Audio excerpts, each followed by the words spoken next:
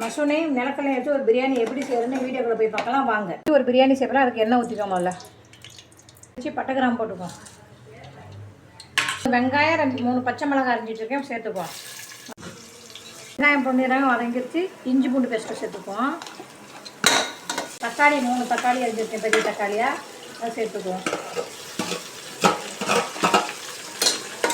மல்லித்தலை வச்சு அதையும் சேர்த்துக்குவோம். மல்லி வச்சுக்குவோம். நல்லா பெரிய லெமனாக ஒரு லெமன் புழிஞ்சு வச்சுருக்கேன், அதை ஊற்றிக்குவோம்.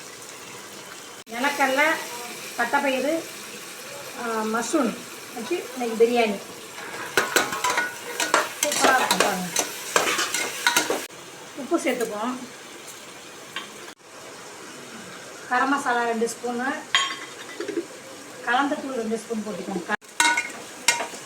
1/2 கிலோ அரிசி ஊற வச்சுருக்கேன், சேர்த்துக்குவோம். நம்ம நார்மலாக அரிசி தான், நம்ம வீட்டில் சமைக்கிற அரிசி தான். 1 லிட்டர் தண்ணி ஊற்றிக்குவோம். ஒரு சொம்பூட்டு வச்சுக்கோம். 3 விசில் வரட்டும். விசில் போட்டுக்குவோம். மஷ்ரூம் நிலக்கல்லையை வச்சு ஒரு பிரியாணி செஞ்ச பாருங்க. வெஜ்ஜியாக சூப்பராக இருக்குங்களா? இப்படி உதிரி உதிரியாக இருக்கும் பார்த்தீங்களா?